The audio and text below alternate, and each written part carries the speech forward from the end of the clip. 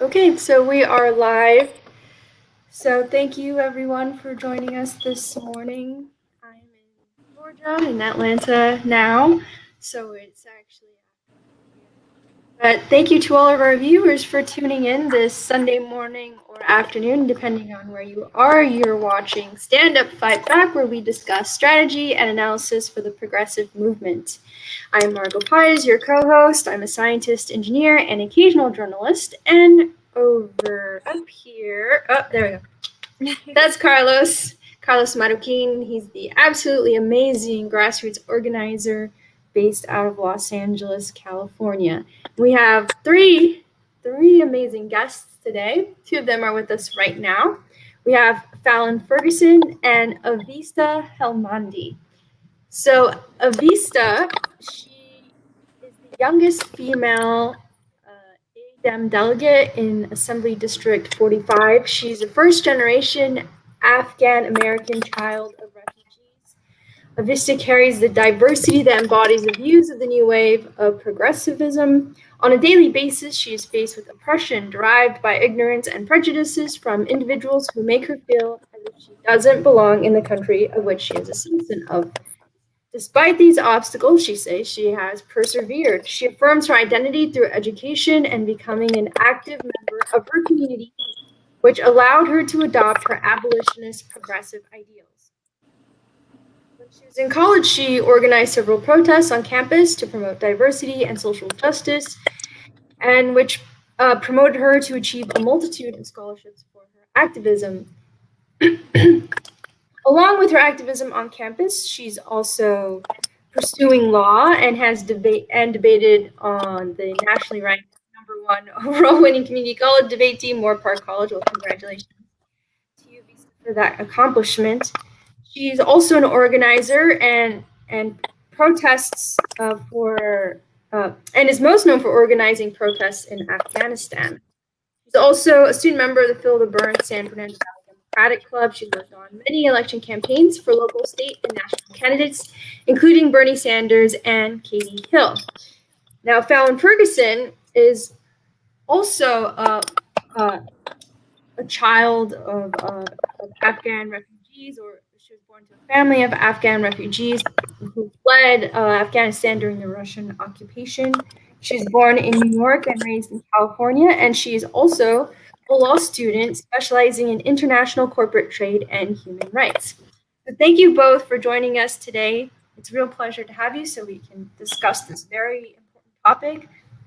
Carlos, I know that you know our two guests personally, so we'd love to hear a little bit more about how you know them and what you think, what's so special about our very, very important guests. Yes. First of all, I'd like to say welcome, good morning to everybody, wherever you may be watching us from. It's truly a pleasure and an honor to be able to have these two guests with us today. Avista, what can I say about this young woman? Is such an inspiration. From day one that I met her, she's been out there on the front lines, working hard, connecting with people. As a student, I saw her growth. I have been witnessing, the amazing work that she's been doing. She's inspiring a lot of people out there. So I am really honored to have her with us today. And I noticed that she dropped out. Hopefully, she will hop on again right now. But we have worked on several projects together. And like I say, she's an inspiration to a lot of people. Fallon, I just met her during our organizing events here in Southern California in response to the crisis over in Afghanistan.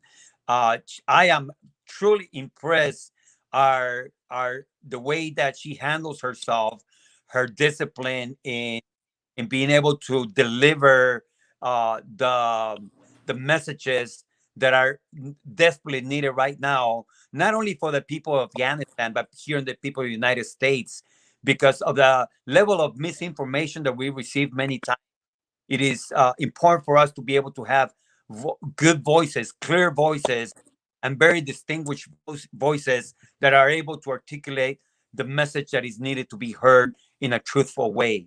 So I am looking forward in many years to work with her. in future events and organizing. So again, it's an honor to have her with us. Uh, Quick question, Margaret, did Avista dropped out? Yeah, she's just hopped back in though. Oh, Okay, there she is. Okay. there she is. So we're going to get started right away and invite Avista to give us a little summary of what has happened right now in Afghanistan. People are at a level of desperation. Talk to us, please. Okay. Hi, everyone. Thank you, Carlos and Margo. Sorry for the call out. I had some situation, but yeah. So the United States has officially withdrew from Afghanistan. And right now we're seeing one of the biggest humanitarian crises ever across the world right now in Afghanistan. It has been prompted due to the withdrawal and the takeover of the Taliban. Last time the Taliban have taken over was in 1996, and we saw much bloodshed.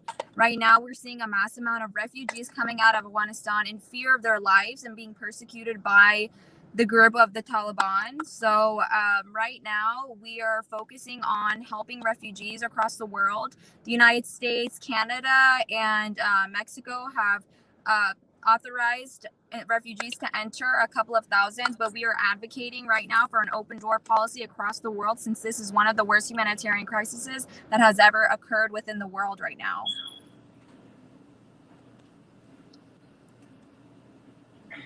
Thank you, Vista. Fallon, do you have anything to add to what she said? Well, Avista pretty much summed it up. I think this definitely hits home for all of us being children of refugees. And as Avista said, right now, everyone has adopted a closed border policy, including all the neighbors in Afghanistan or bordering Afghanistan. They've all closed their borders. No one can really get out. There's chaos at the airport, and even people with approved visas and American citizens themselves, they're essentially stranded there. So it's very important that we also adopt this open door policy, not just to get our citizens back, but to also lend a hand to Afghan refugees, because in truth, they deserved better than what they got out of their situation. Yeah. Just to also add on that, we want to extend the P1, P2, P3 program as well. These help musicians, artists, and folks that are from Afghanistan that want to come help within the United States do that.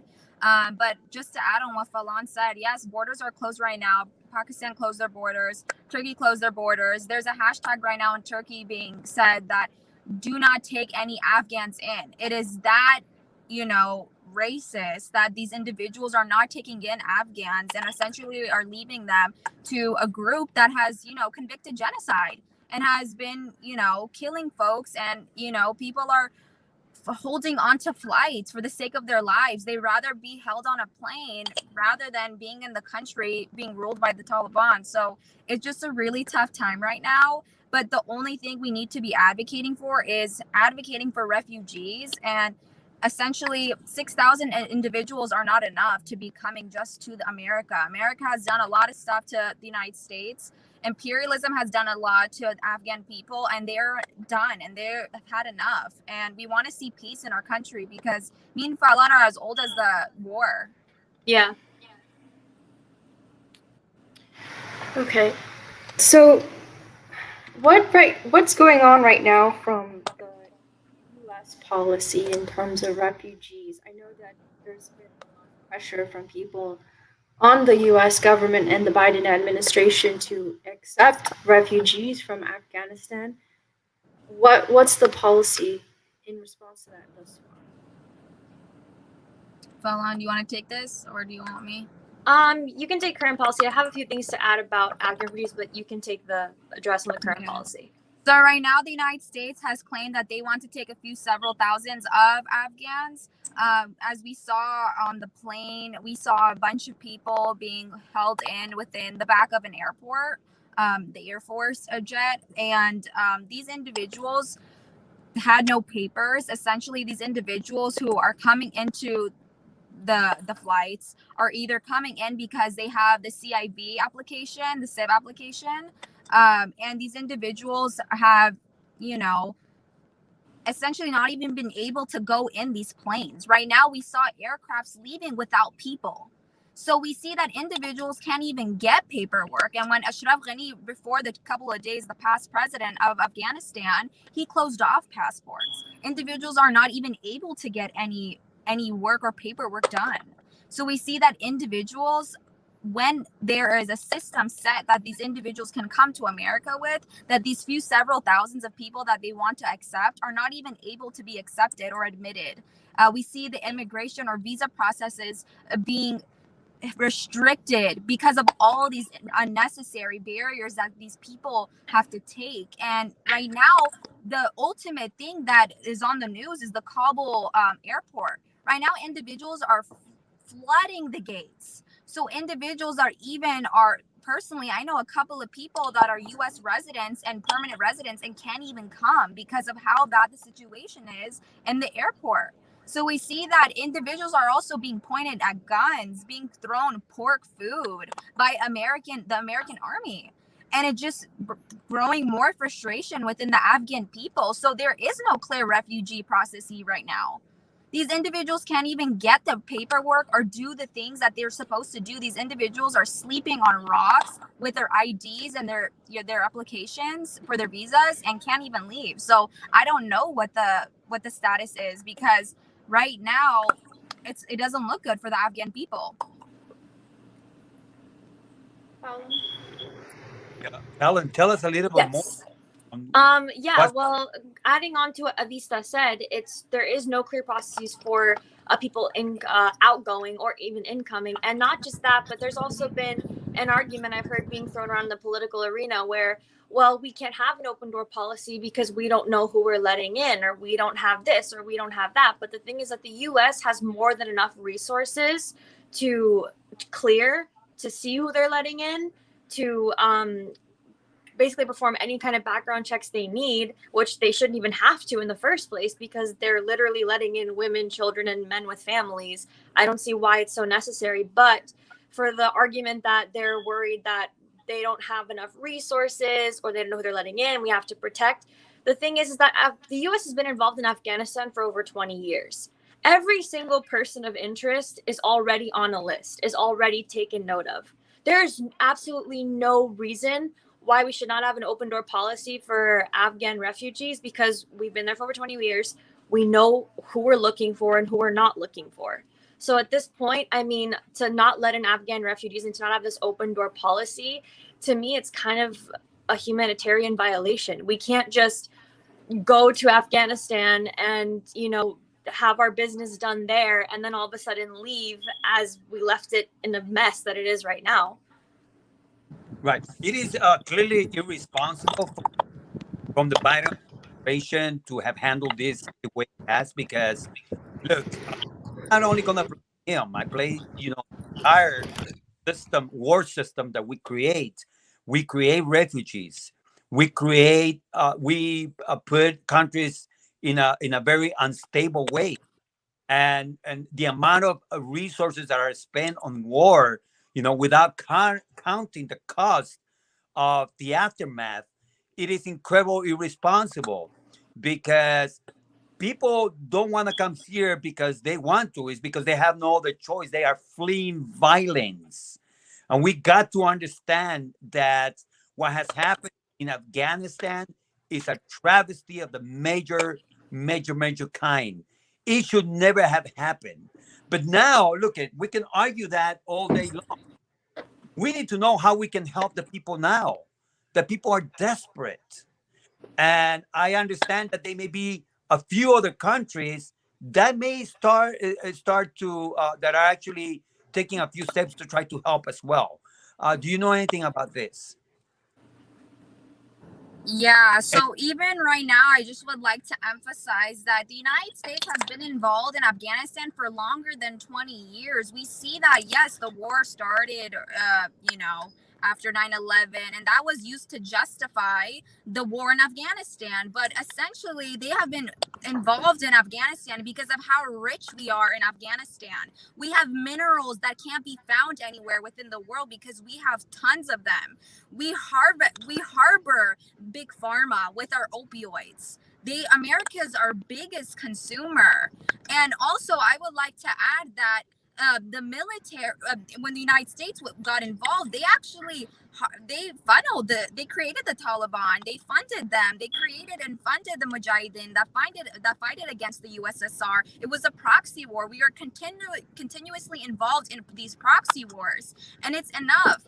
Military personnel who have been working for even America are stuck in Afghanistan. They cannot get out. There are thousands of people that helped the United States, and they even can't get out. So if the United States can't even take their allies and people out, then who are we to them? If they can't take their own people out of Afghanistan, then who are the Afghan people? Because they were testing guns and weapons on our people. It was a joke to them. And if you would like to justify the war in Afghanistan to save women, America was doing nothing for women there. They were doing nothing. They were killing them, raping them. So imperialism needs to stop. The military needs to be defunded. We need to stop justifying wars. We need to stop imperializing. And America's not one to speak on who and who should not come into America when this is Native American stolen land. This is not okay.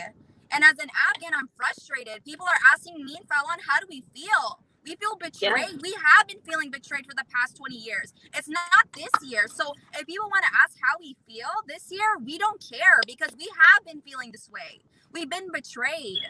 The thing is, if you want to be an ally to the Afghan community, you have to be willing to hold your own governments accountable. It does not mean that, you don't love your country or anything like that. You have every right to criticize an imperialistic government or any form of government that's been violating human rights. So there's this whole narrative coming from the right where, if we criticize the Afghan war, if we criticize our country, then it's anti-American. But it's not, actually. The whole point of patriotism is to acknowledge the country's flaws, the country's wrongdoings, and make it better. And not just that, but adding on to what Aveista said, the United States has no right to say who can we let in and who can we not let in, solely because it is Native American land. It's not ours, number one. Number two, like I said, we have the resources. We have the resources to let them in. We have the resources to know who we're looking for and who we're not looking for. You cannot tell me that after a 20-year war, it's impossible to vet every single refugee that walks through our door, or it's impossible to let every single refugee in. You can't, to me, that's just kind of like a cover up or an excuse to keep our borders closed and to, not deal with the mess that we made, unfortunately. And that's the key about it, is that we created this mess. 100%. Like, we have to be able to count the cost of war. And counting the cost of war includes what happened after the war. So the United States just spent $2 trillion in this war. And by the time they finish financing the war, is literally over $6 trillion that they're going to be spending of taxpayers' money, mind you. Yeah. This is not just us involved. This is all of America that has been funding this. Right. If the Americans need to harvest their anger and start blaming their government. We had 6 presidents that facilitated the war in Afghanistan. We need to be calling out all the presidents. It's not just Biden. It is all the presidents. It's not just Bush. Right. It was his father too. It was 6 presidents that harvested this. It was every single administration that basically supported the war and kept the war going at this point. From both parties. So let's make this very clear. Democrats are wrong. Republicans are wrong. Both of them are deadly wrong. Yes. War should have never happened. Yeah, and Republicans are now trying to tokenize us Afghans by, moving their agenda, anti-Biden agenda. I don't want Republicans to be tokenizing Afghans any longer. America should not be tokenizing us anymore. Exactly. It's extremely manipulative. Yes, we see that they're justifying, Republicans are saying things such as, we are anti-gun in America, but we want to be pro-gun in Afghanistan, which is true, but their sentiment is to keep guns in America. We want to stop being tokenized and used for their agenda. We are done being used. The Afghan people have been used for way too long. Which is why I also believe that the Afghan cause and also essentially being an ally to the Afghan community, it's actually apolitical. It's not a political conflict. It's not a political stance. It's a humanitarian crisis. It has nothing to do with, oh, Democrat, Republican. No, it is literally a human rights crisis. And if you don't support it, then you basically just don't support human rights. I mean, it's only logic. And on top of that, you know, I know lots of U.S. veterans.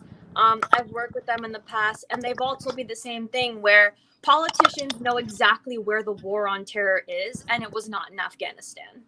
Exactly. Afghanistan has nothing to do with trying to be the harbor of the war on terror. The U.S. vets know where they should have been sent to, and it's up to the politicians to be able to make it up, not just to the Afghans and Afghanistan, but also to veterans that have been told that they must serve in Afghanistan, and also American citizens that have been sold propaganda that this is a war on terror and not a human rights crisis. Really important, both of you. This past week, we held a vigil over at the federal building in Los Angeles. We saw the amount of people that responded with less than 24 hours. We had like close to 200 people. We had a lot of media. There is a big event that both of you are helping organize with a few other Afghan organizers here in Southern California. Tell us a little bit about what's coming up, and how is it that people everywhere can support the Afghanistan people? Well, August 28th is our protest in Los Angeles at 10351 Santa Monica Boulevard in front of the UNICEF building.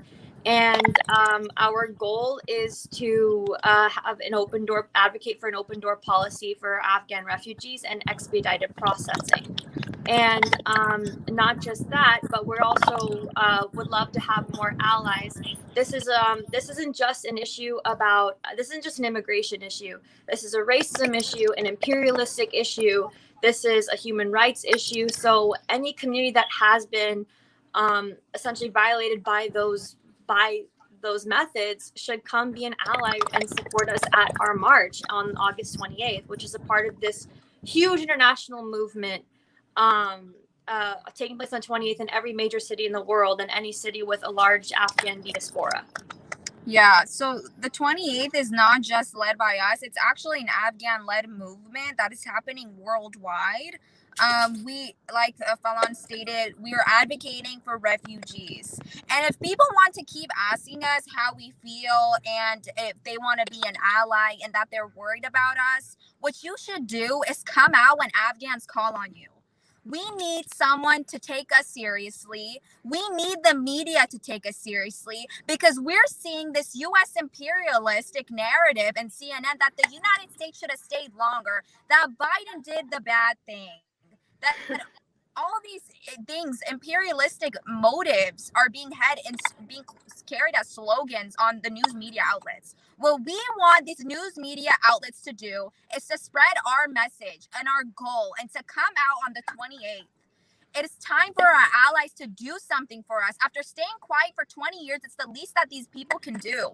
If people want to be allies, they need to be coming out and showing up for us when we're organizing and working so hard and so diligently and working with so many Afghans across the world and even in Afghanistan. They're calling for you. The Hazaras that are being persecuted cannot afford to. The Afghans who are flying and holding on to planes cannot afford to. The women can't afford to. People can't afford to. New children in Afghanistan can't afford to. So it's time for us privileged people in America to be coming out when we are calling on to them. It's time for people to come out on the 28th. There are no other way to say it. At this point, yeah, we're tired of, condolences and check-ins. If you really want to be an ally, come join us on the 28th. There's a difference between passive allyship and really taking action and standing with our people. And that's what we really need right now, because we have been probably receiving such little coverage over the past 20 years. When you hear Afghanistan, you immediately think of war and desert, and, Afghan people and Afghan culture isn't really a thing here, which is really disturbing to me. They kind of think that Afghanistan's this war playground and not really It doesn't have a people, it doesn't have a culture, it doesn't have religious diversity or anything like that. And it's kind of disturbing to see how distorted our cause has become. Yeah. I mean, Yes. I have worked with Afghanistan people, and I can tell you they are the most they are caring, they family people. When I went to the vigil this past week, my heart went out when I saw fathers carrying their babies in their arms with tears on their eyes. When I saw a woman that had been thrown acid on her face and she's out there speaking in behalf of the women that are harmed daily in Afghanistan by not only the Taliban but sometimes even by the military. You know, years and decades of suffering, and yet they still have a driving spirit of love and compassion. These are the Afghanistan people. I don't care about religion. I really don't. I don't care about. I'm a Christian, but I don't care about religion. These are human beings. These are women. These are fathers. These are grandmas. These are children that are suffering. And if you analyze, if you consider yourself someone that cares about other people, you need to come and march with us. I'm gonna be there. I'm giving my support, my full support to the people of Afghanistan. And that starts by us taking action. I'm holding my representatives accountable for the atrocities that have happened in Afghanistan. And I am demanding that they take action to welcome these people, to welcome the refugees that they created. One thing people like to say about our people is that you know, we're weak and frail, and you know, we've gone through so much, but we actually have one of the strongest, most resilient people who have never been conquered. We have never been conquered in our country, and there's a reason for that, and it's because of how resilient and strong our people are. Regardless of what we're going through, we have the most resilient people. So if people like to say that we're frail and that we're helpless, our people have been fine and have been strong. But that does not mean that we do not hold our representatives and governments accountable. Just because we call upon Pakistan and the ISI, you know, harboring and harvesting these people, that does not mean we hate other people. That just means that we need to hold our governments accountable. It's just something that everyone needs to be doing across the world. Exactly. And adding on to what Aveista said too, you know, the Afghan community has received a lot of harassment and hate, being called anti this, anti that. Our hashtags, our cause, our call for policies, they're just so anti, you know, put a label on it. But it's actually false. We're holding the government accountable. And if you really want to be an ally, you have to be prepared to hold your politicians, your corrupt politicians, and your government accountable too. There is no, yeah, but you know, the Afghan people did this or the Afghan government did this. No, there's none of that, because we know what our people went through. We know what the situation, we know where we were victimized and where we weren't. So they have no right to really label our cause in such a manner. And adding also on to what Aveista said about perception, frankly, the perception that Afghans are helpless in this, to me, is kind of racist, you know, solely because you're designating a whole people based off of a war, based off of a stereotype that you've been fed by American propaganda.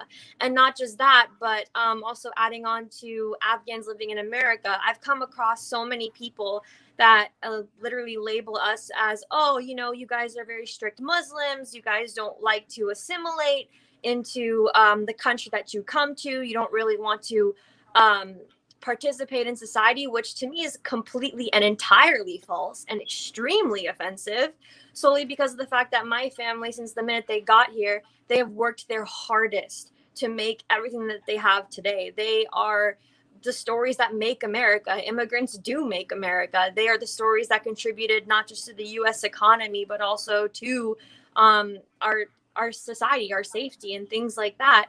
And, you know, to me, it's just extremely ignorant that people don't want to let Afghans in solely because they think that we're strict Muslims, when in reality, we have so many other religions. We have Christians, Buddhists, we have Hindus, we have Sikhs, we have Shia Muslims, and we also have even a couple of Hellenists in the Afghan community as well.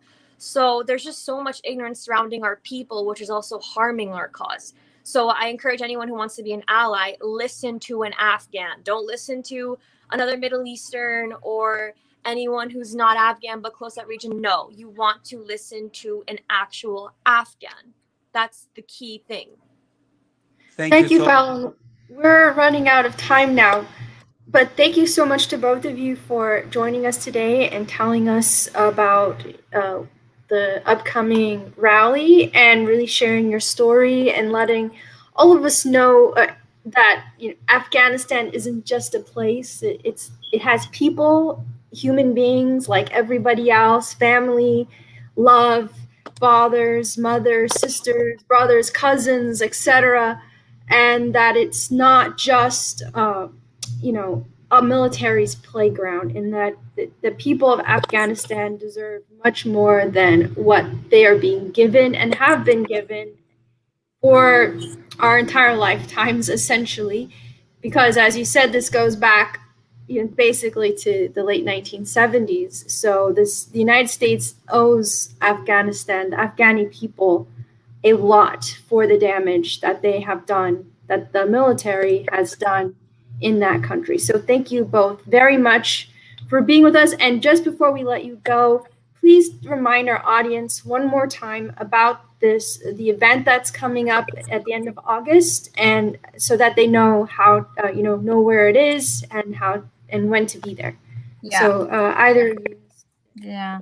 So on August 20, or on the 28th, this Saturday, that's actually coming up, me, Fallon, and a couple of other organizers, we're the LA team that are organizing this protest. Like Fallon stated, it's on Santa Monica Boulevard in front of the UNICEF building. There is a reason why we're doing this in front of the UNICEF building, because the UN currently is not doing anything for the Afghan people, and they're being silent when we need to use them the most. So we want to make sure and ensure all of these individuals are there. Right now in my Instagram bio, we're actually taking volunteers because we had a lot of people who want to do something and help. You could sign up at it's my first name. And yeah, so if you guys want to be there and help be an ally and bring some news outlets, please do that. We're going to be having our Afghanistan flags, and we're going to just be talking about a little bit of the situation and why refugees need to be welcomed, and that it's only necessary because in the Declaration of the Human Rights, we have signed on to allowing people to seek asylum. And right now we're not doing that. And just to add on to that, who we would like to see there besides Afghans themselves and children of Afghan refugees, if you're a community that has literally had your land stolen from you under your feet, we would like to see you there. If your community has been constantly profiled because of racism, we would like to see you there. If your community has been denied workers and immigration rights because you've been profiled as dangerous solely because of where you come from, we want to see you there, because this is exactly what the Afghan people are going through, and it is absolutely crucial that we have as many non-Afghan allies as possible. So please come join us on the 28th. Come stand with our people, because we need more allies than ever right now. People's lives are depending on how our protests turn out if we get our demands met. So please come join us. Thank you so much for joining us today. We definitely would love to have you back to give us updates and to share with us these important moments in history and your personal stories of what you are doing to stand in behalf of your people. We love Afghanistan. I'm going to say that again. We love Afghanistan, the people of Afghanistan. Everyone seeking refuge should be allowed into the United States, especially after the harm that we have caused over the years. Thank you once again for joining us. We have our second guest with us, Margaret. Thank you, Carlos. So, Henry, thank you for joining us. This is Henry Heurta. He's Bernie Sanders, national delegate from 2016 and 2020. He's currently a member of the executive board of the California Democratic Party, representing AD 57. That's Assembly District 57, political director of Whittier Voter Coalition, and retired deputy labor commissioner. Thank you so much, Henry, for joining us here today. Carlos, is there anything else you'd like to add to the introduction? Yes, of course. Henry Huerta is my friend. I consider him a friend. I am also very inspired by his work, and I consider him a very talented person that have has through the years inspired many people. He's have led many different campaigns. He's one of those persons that I consider him a someone that I can go to for advice on anything, especially politics, because of the level of understanding he's got on politics. So I just want to tell Henry how honored I am to have him with us today. And he knows it. I often call, just like we did yesterday, and we talk politics and we see where things are at and what are some of the things that need to happen. So thank you for being with us this morning, Henry. Yeah, thank you. Can you hear me? I just wanted to make a check. Okay. It's good to be here, Carlos. And yes, this is what happens when you have a late night conversation with an ally and talk about politics, and then we kind of inspire each other and say, well, this is this is the topic that we should talk about, and can we do this organizing? Because this is not, as those of us that are in the movement, behind what Bernie Sanders' political movement have been doing since 2014 and 2015 has been always organizing on the ground. Carlos has been very instrumental in doing that in a variety of different ways. As Bernie delegates that have gone through the wars of 2016 and then on to 20 and then continue on. I chose a path. I mean, Carlos has chosen a path most in organizing community. I chose a path of working within the Democratic Party. And it's been a challenge to get progressives and especially young people involved in the process. And we've made headway through the Democratic Party of trying to get young progressives, progressives involved in leadership positions, and it's starting to show on the ground, even locally, where we've been able to elect some progressives to school boards and city councils, assembly people, legislators. But we have a seat at the table within the California Democratic Party. Sometimes it's a small seat, but at least we have a seat and we're vocal about it. And which brings me to this conversation about the current recall against Gavin Newsom. A lot of us progressives would prefer a more progressive agenda by the governor. But we are getting some things done. And the threat that Carlos and I talked about yesterday is a threat that not only will we not have that seat at the table, we won't have a seat, we won't be in the room, which is kind of scary. Right. So, Margaret, we're taking this conversation right now regarding the Governor Newsom recall. We know that is happening. We have dates already on the calendar of when this election will be taking place, but people are already receiving their ballots. So what we're going to be discussing today is what it means to us progressives, because there's a lot of people that are taking sides and there are certain dangers, but we also know that there are a lot of people that are disappointed with the governor. There are some people that like him. So we want to sort out today where we are as progressives with Governor Newsom and what it will mean if we have a Republican, particular a radio talk show host that is leading the polls with the Republican Party. What do that all means to us, to the movement, to the work that we have been doing over the years? It's going to be very important for us to talk about these things and what we should be doing as progressives. Also, we want to talk a little bit about, where are the failures that we are seeing right now coming from the Newsom campaign to stop the recall?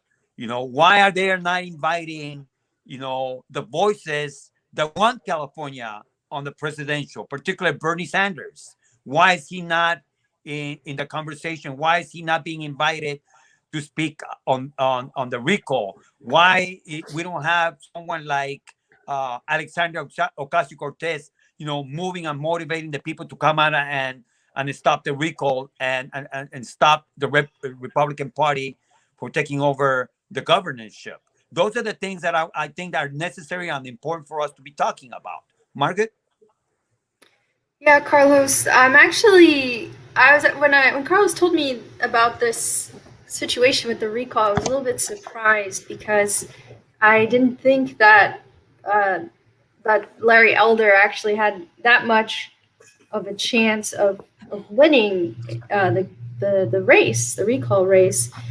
But upon hearing that, I was horrified because I've been here in Georgia doing my PhD, and I spent 9 months here of the pandemic under a Republican governor, Brian Kemp, who thinks he is a kind of Donald Trump, would like to be like Donald Trump. And I can tell you from firsthand experience that it is not a situation that you want to be in, where during a pandemic here, right now, the hospital ICU capacity is 89%. We're in peak summer season, and the ICUs are at 89% statewide.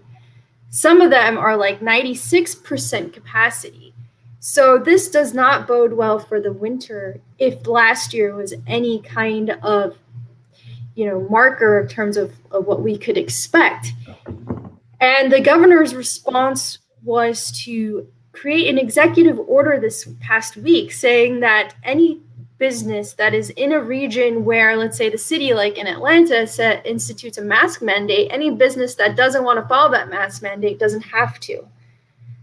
So in a situation where you already are practically at capacity at hospital beds in the ICU because of the Delta variant,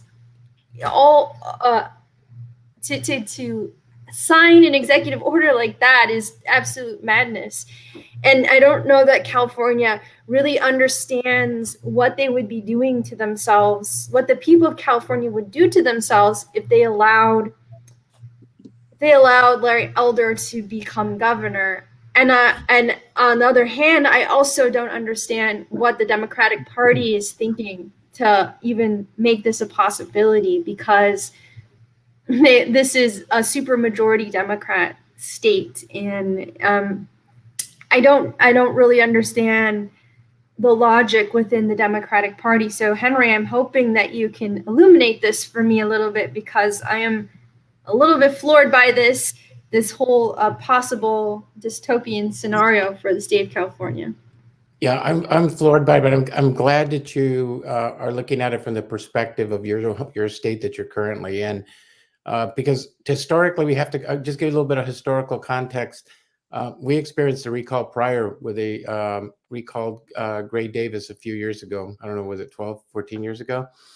And you have to look at that in a simple, a minority Republican in the state launched the recall effort during that time, and then we got Gray Davis was recalled, and he was a very progressive Democratic governor. So we are now experiencing that again. We're a small minority of anti-vaxxers, anti-mask, and QAnon, anti-immigrant activists, Trump supporters were able to get the recall on the ballot. And we have to look at we have to even look at how this happens with even voter turnout. Voter turnout in the special elections is a lot lesser than the general or primary elections. And those have a tendency of favoring Republicans. So, the table is set to overthrow this government, and the table is set, and, the governor's hands are tied politically right now between now and September from actually doing some hard thinking in the sense of the pandemic. Obviously, he's done a good job in trying to get control of the pandemic. He was able to provide immigrants some relief, and then also addressing some of the essential workers that needed to be vaccinated. There's a lot of good things that the governor has done during the pandemic. We could, we all have to look at California, just dealing with the pandemic. Look at California versus Texas and Florida and what has happened. What has actually happened in those states? And there's been a disaster. And we haven't even gone through the school year. It's going to be a massive disaster in those areas where there's not any a controlled program for vaccination or a controlled program for masks. This Larry Elder, if he's elected, is going to put us back years in not only on policy wise, but in particularly the pandemic. We're going to have a lot of problems. I have a lot of friends that are currently working, or school board members that are having conflicts with their boards in reference to remote learning versus opening up the schools. And this is really critical. I have an individual friend that the first week that they opened up the school, there's already like 10, 12 reported cases of COVID. I mean, kids, they interact with each other. They share food. They describing people play. You look at kids on the playground or out for recess. I don't know how controlled it is. Sharing food, interacting, hugging each other. That is a real serious problem without masks. So anyway, I think we as progressives need to see what the next step is, and we need to come together. But we need to be vocal about it, and we need to make sure that this recall is shut down. But also the Democratic Party needs to recognize we just can't be called at the time of a conflict where you need us. We have to have 2 or 3 seats at the table instead of just one table in the corner or one seat at the corner. And I think that's what's important. And Carlos and I had this conversation last night. And we talked about this and where's the targeting? I mean, I look at the ads on television and I see Elizabeth Warren. I don't see Bernie Sanders. Who won the state in 2020? Who voted for Bernie in 2020? New voters, Latino, people of color, all voted for Bernie Sanders, and in record numbers. It is that's the target group that we should be going after. Those ads should be in Spanish. Those ads should be there should be an outreach effort because people. I just got my ballot the other day. It's a very simple process. It's actually the simplest voting that I've ever experienced. It's being mailed to you, and you just have to fill it out. And there's one question on here. The one question here is right here or over here. I'm not camera savvy like some of you folks here. And it says, gubernatorial recall. Shall Gavin Newsom be recalled and removed from office? No. And then there's a list of other candidates that you can put in there. I just want to stop the recall. I'm just going to fold it up. This is the Democratic Party. Put it in the envelope. Put it into the envelope. Date it and sign it. 5 seconds, 10 seconds to stop this. That's all it takes. 5 seconds and drop it in the mail. And I'm sure there's people out there that have received their ballots and they're in a pile of paper, and then comes around September 15th. Oh, I forgot to send this in, and then the announcement comes a few days later that Larry Elder is now the governor in the state of California. And, we're going to panic. So we have to be proactive, and we need to get to young voters, and we need to change this immediately. I mean, that's just the way I think. I mean, and even Carlos will agree with me on this. We all have extended families, political friends.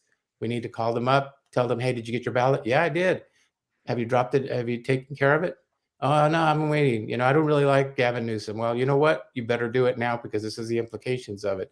And you need to send it. Our family members, our neighbors, our political allies, we have to drop this stuff in the mail today. That's how serious this is.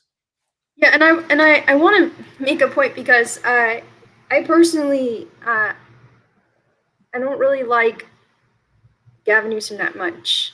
I think if I lived in California and I didn't have the experience that I had living in Georgia during the pandemic, I would probably be more cynical and say, like, yeah, why would I vote for that guy? He's totally screwed this up.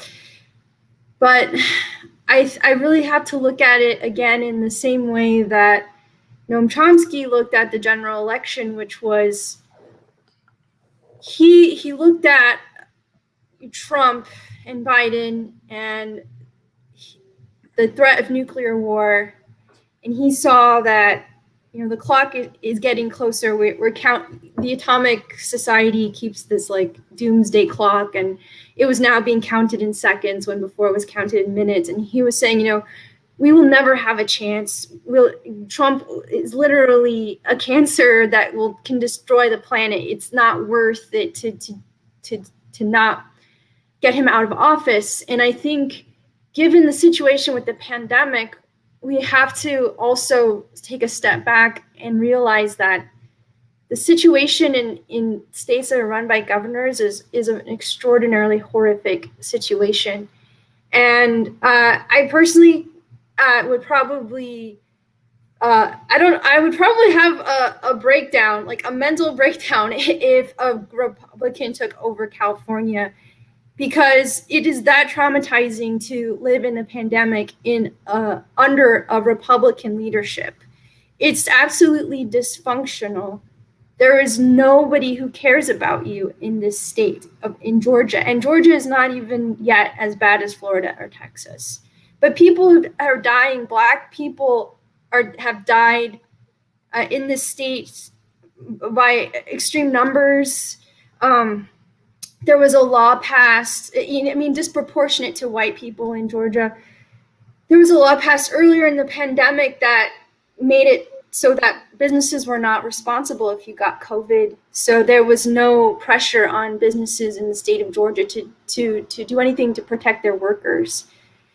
And there was no lockdown in Georgia. So there was no care for people. They said, we must sacrifice ourselves for the economy, but is that really worth it? Is it worth really sacrificing your children, sacrificing your grandparents, sacrificing yourself for this economy, this object? Absolutely not. And I see that people are upset about what happened in California. I agree. It wasn't right. They should have just paid people to stay home. I absolutely agree. And I think that they should still do that everyone should be paid to stay home so that we can get this virus under control in the same way that New Zealand has done or other Asian countries have done. But to throw everything out right now and allow an idiot like Larry Elder, another Trump, in office is absolutely insane.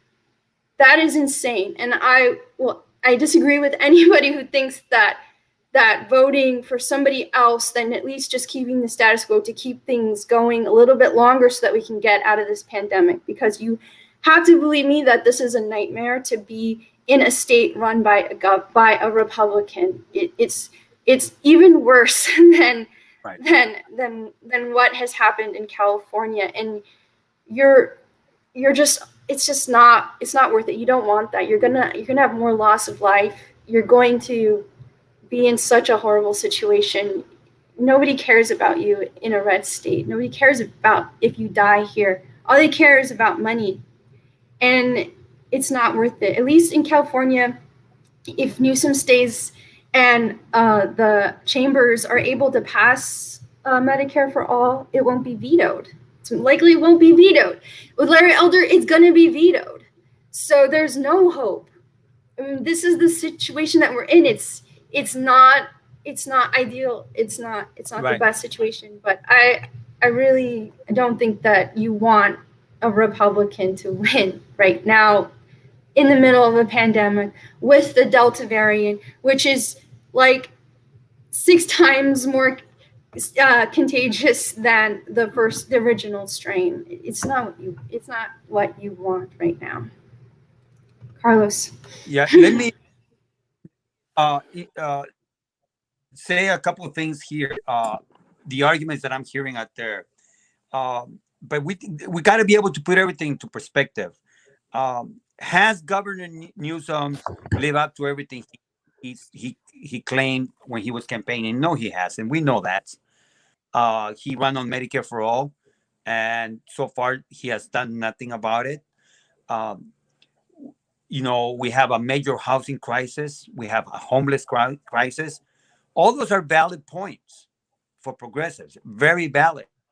But we also need to understand that uh, when the pandemic hit, Donald Trump hated California, and he blocked a lot of resources from coming to California. California was on his own pretty much.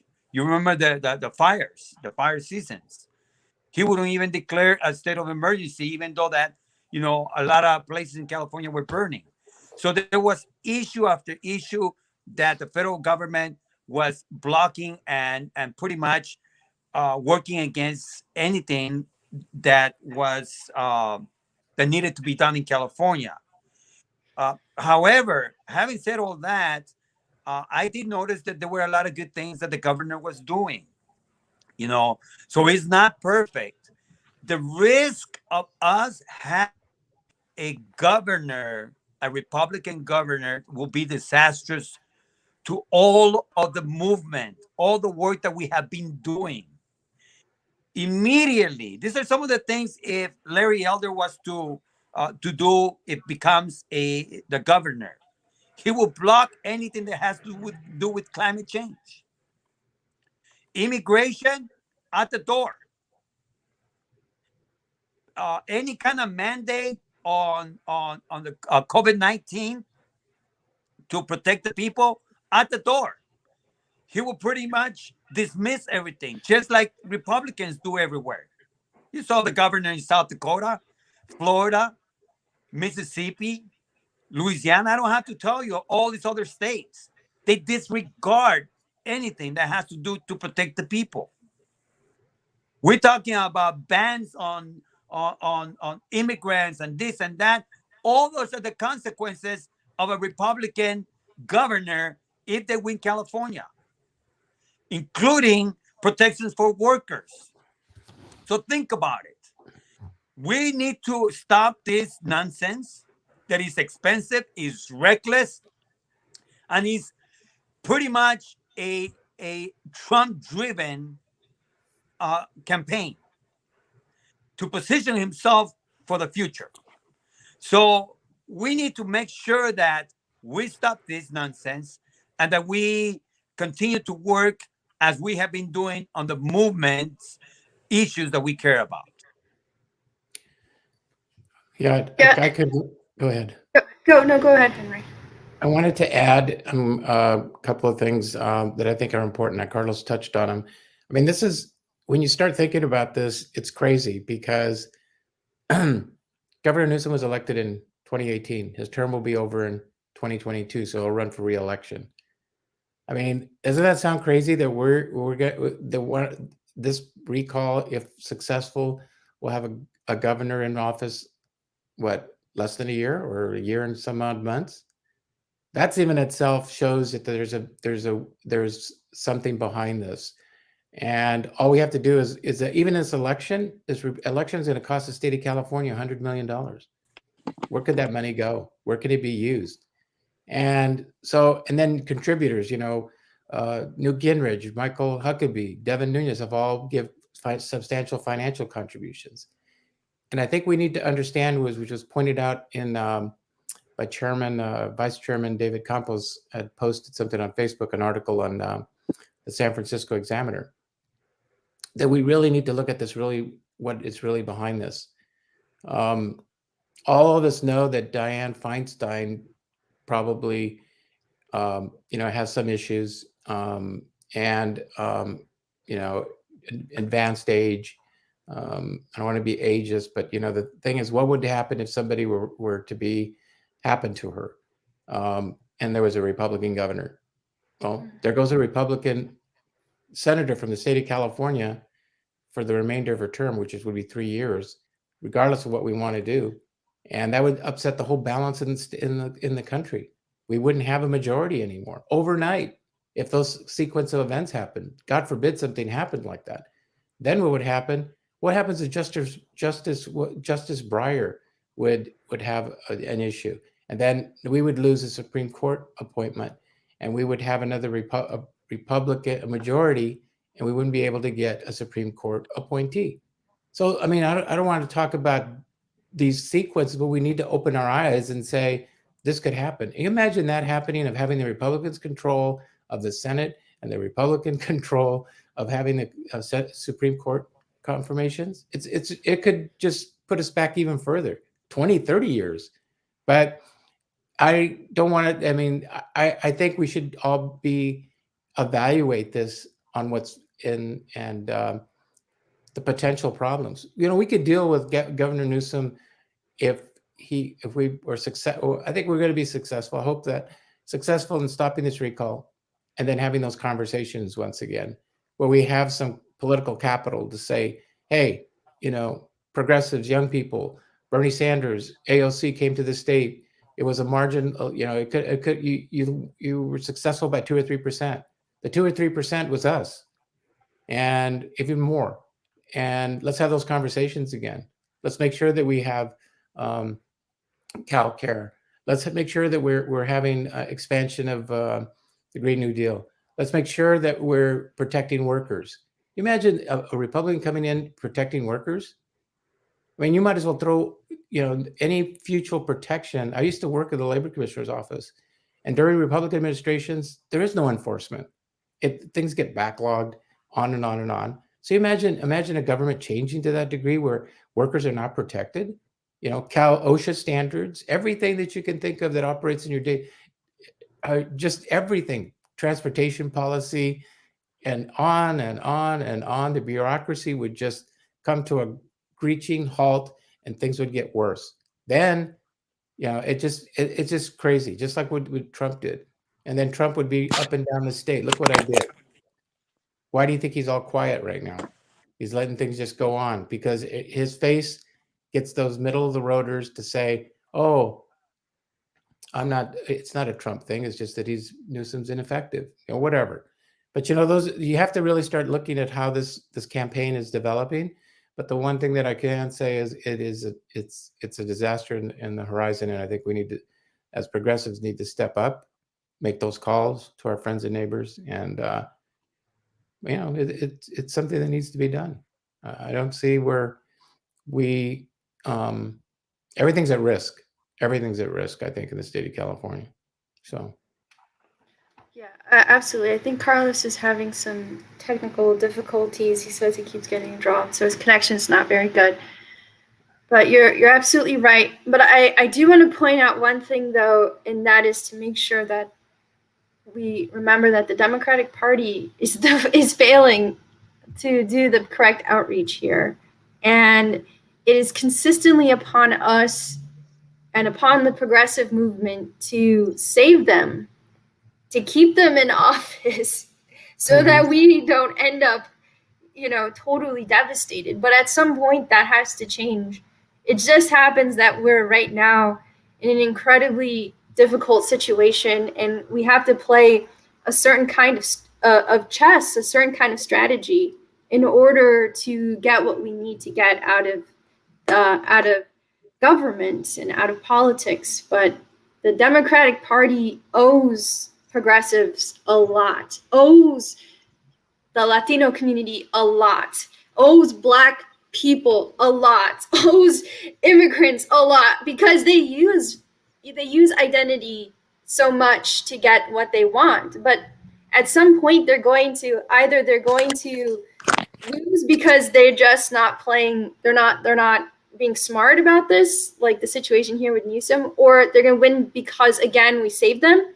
But at some point that has to change, and they have to make room for us and for progressives and for the agenda that we know that we need in this country and in California in order to be able to have a future for ourselves and for the younger generations and those who are yet to be born. So this is not to say that we're here to defend Newsom, because we're not, but it's to make a point that we're in a very difficult situation and the alternative is much worse. And if you oppose Newsom because you think that the vaccines or like have microchips, or that this is not even a pandemic, or you think that the virus is just a little flu, and that they're all these lockdowns are just to control you, then I'm sorry, I can't help you. No argument that we can give can help you. All I can hope is that one day you'll realize that you've been getting a lot of really bad information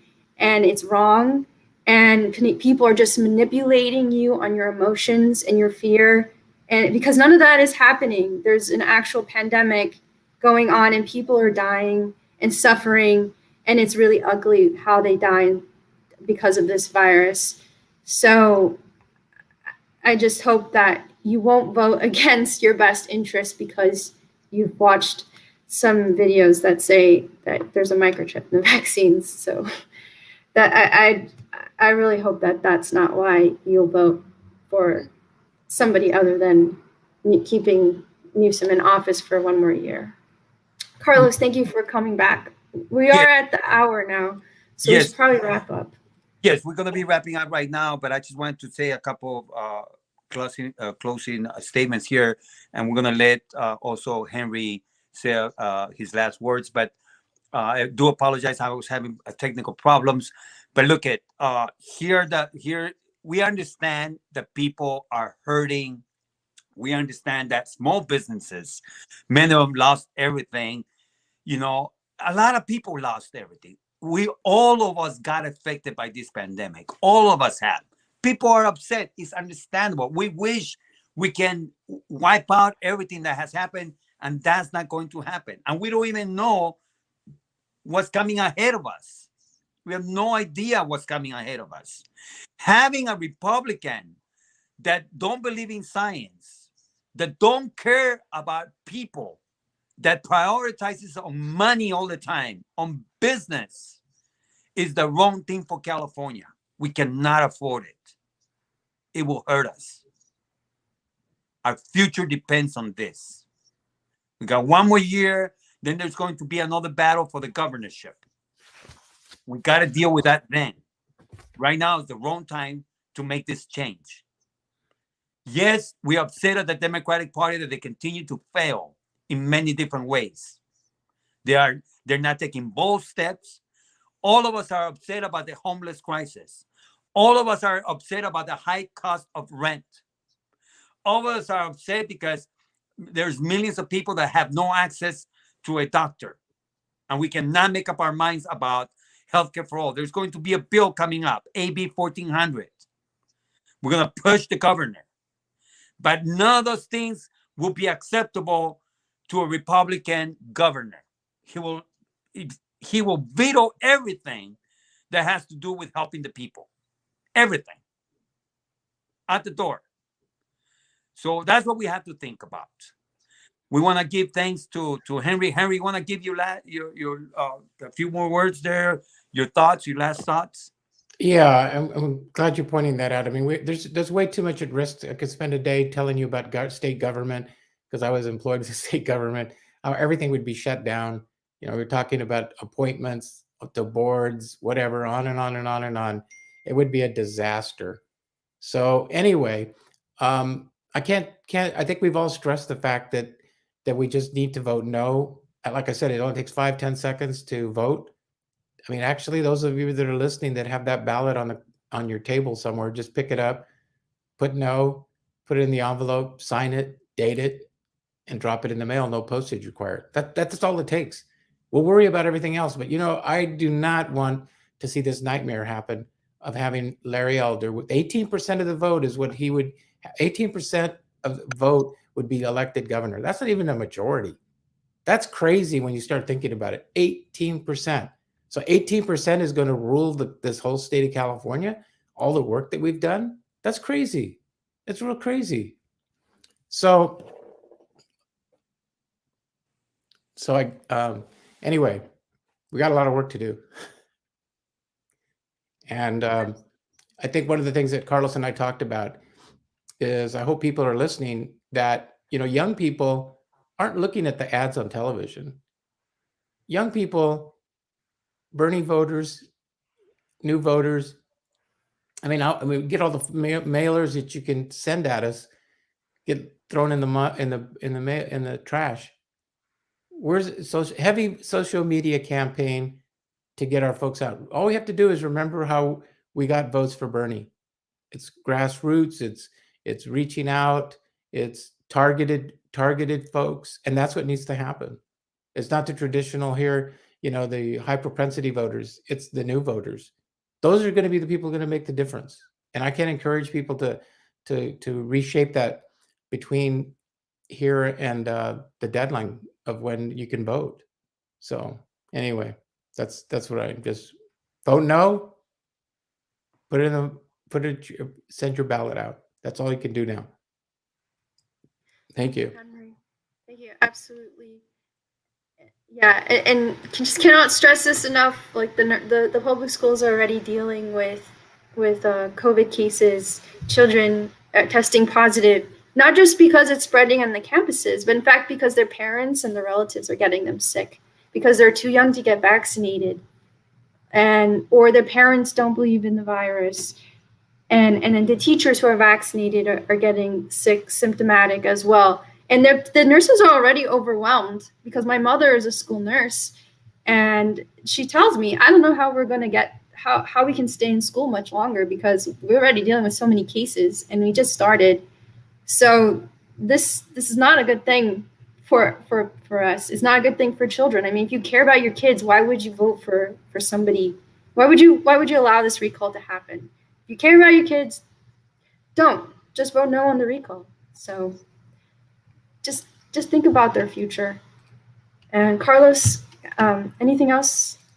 I don't know. Yeah.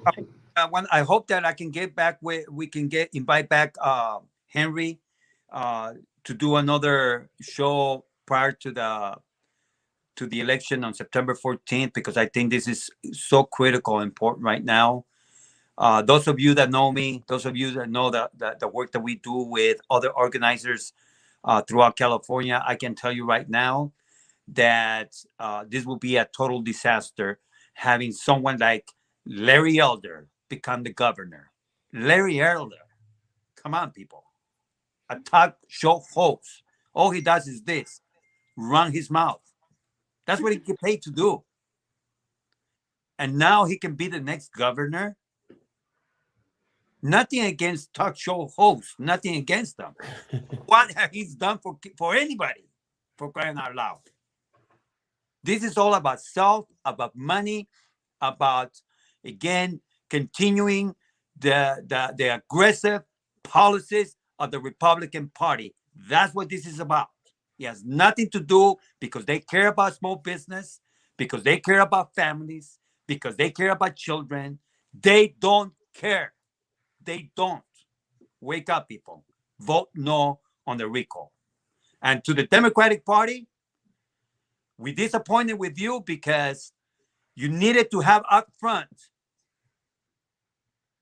organizers from the grassroots advocating, lifting them up, lifting their voices, advocating for the policies that we care about.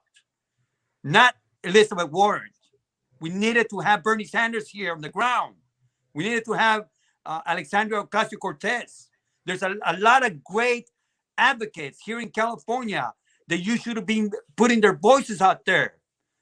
If you're going to spend money on media, put families out there, some of our key organizers that people trust and respect.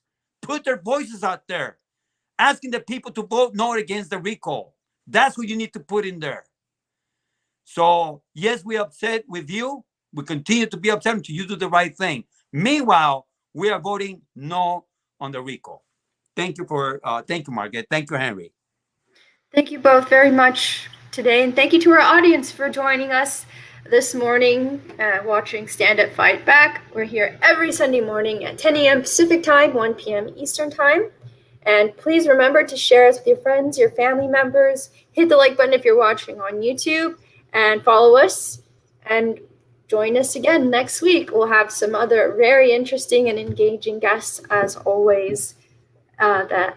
So please stay safe, wear a mask, and get vaccinated if you haven't yet. And just be careful because the Delta variant is very contagious and you can get very sick. So, and join us next Saturday. Join us next Saturday in Century City for the march to support the people of Afghanistan.